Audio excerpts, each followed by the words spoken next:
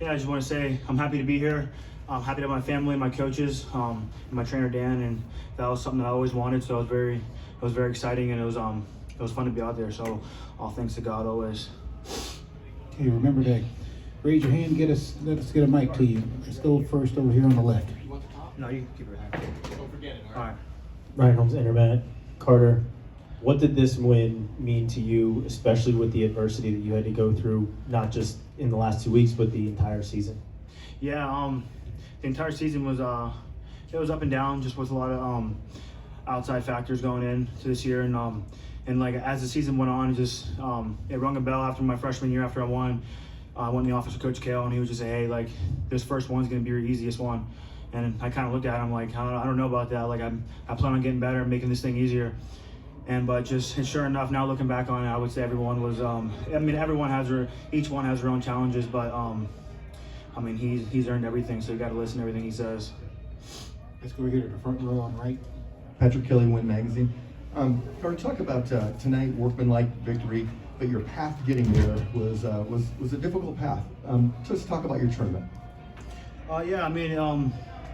It was a fun tournament. Like I said, there's nothing I'd rather do right now in this life than be here wrestling. So I couldn't be more happy and more grateful. I don't think you can put me in a different scenario. So this is where I want to be. And as far as the tournament, it was fun seeing that I can overcome this adversity. And I think that's just a testament to like how I was brought up, my family, my parents, just always being tough and expecting nothing but excellence and always doing better. So I just think that's just a testament to that.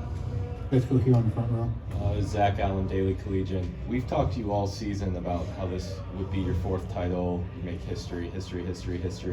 How does it feel now that you've completed that task, and considering the adversity you've faced to get here, is this one a little bit sweeter?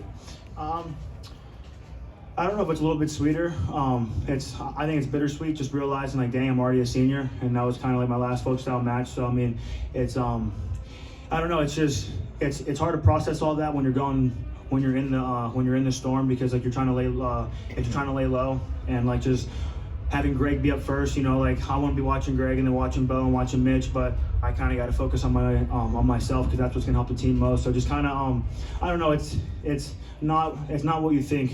It's being on the inside, but it's just you got to be able to dial in and focus. Let's go here on the front row.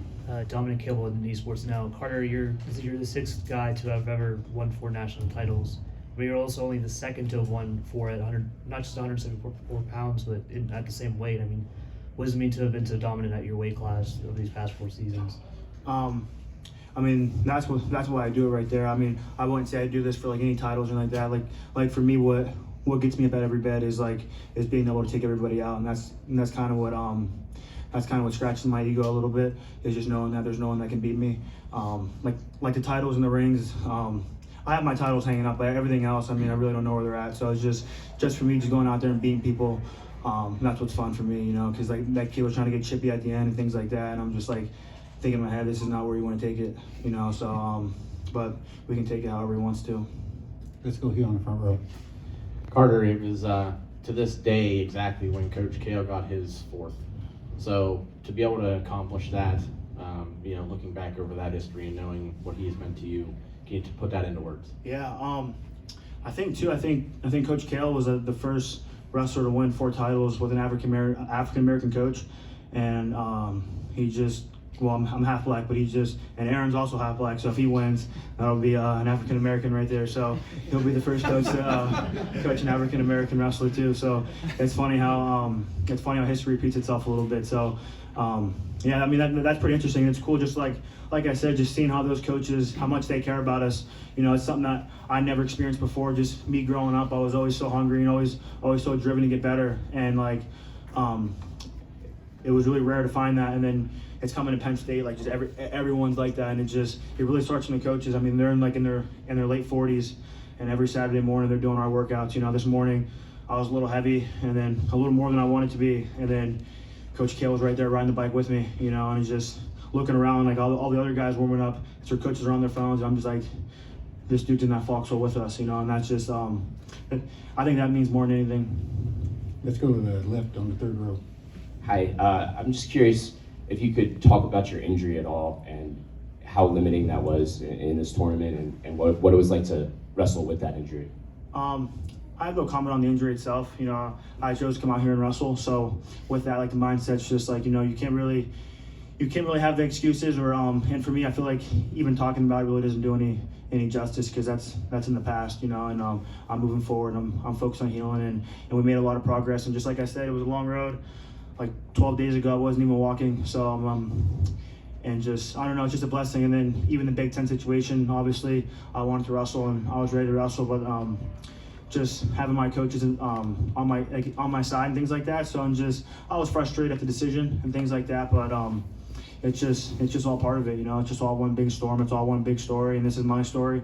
And you just got to take it a day by day, honestly. Please remember to give us your name and your affiliation. Let's go here on the left, and then we'll come over here to the right. Christian Piles, Flow Wrestling. Carter, you've been talking about the Olympic trials for some time now. Is that still your plan, to wrestle in a month at State College at the Olympic trials? And is your plan still to wrestle 74 kilograms? Yeah, that's the plan. Yeah, and I mean, I've even had some doctors asking me like, hey, what are your goals and things like that. And then I obviously told them I want to win nationals, win the Olympics, and then they're like, all right, what's more important? And I said the Olympics, and so then there was some discussions about not wrestling this tournament and things like that. But just again, like me as a competitor, I mean, it doesn't sit right with me watching my guys go to war, and I'm just cooped up and just watching. That's just not how I am. That's not who I am. So and yeah, the plan is 74 kilograms in State College, April 19th and April 20th. Let's go here to the right in the second row. Bob Myeri, Pennsylvania Wrestling Roundup. What are your chances of coming back for year 5? I don't even know, man. I haven't even crossed that. I haven't even crossed today's road yet. Just like I said, it's been a long journey. I love wrestling. I don't love school. So we'll gotta I don't know, maybe do any mini money mo and see where that lands. So it's still a possibility. Like I said, I'm not even thinking about that right now. Let's go to the in the middle on the back row. Lee Schneiderman, Titan Mercury Wrestling Club. Carter, can you talk about just what it means to have represented Penn State University in that singlet? You know, it has a rich tradition. The last 13, 14 years have been amazing with Coach Sanderson. What does it mean for you to be a huge part of that culture? Yeah, I mean, it's a dream come true. You know, it's one of those dreams that me coming into Penn, I mean, I think when I was getting recruited, I didn't want to come to Penn State just because my family wanted me to go to Penn State so hard. And I was just like, yeah, I don't want to go there no more. And so, but just after getting over that hump and kind of realizing what's best for me, I just can't really thank our coaches enough. I mean, I know we all say it and we all preach it, but I think it's something that you guys wouldn't understand. I think Coach Casey can get offered X amount of dollars to go anywhere else, and if he did, I think that program would be a chance to win a team title. But I mean, I don't see any of those guys going anywhere, and it just shows level of commitment and how much love they have for the program and just how dedicated they are. So I mean, I'm just another guy that's just it's crossing through and following their patterns, and they're going to keep that tradition going. Okay, we got time for 2 more questions. Got taker one's over here. Enzo Fano, USA Wrestling. Did you know you were going to raise your trainer's hand at the end when you were celebrating with all your coaches and all that, or was that pre-planned, or just kind of in the moment? It was kind of in the moment. I had some thoughts what I was going to do, and I didn't do any of them.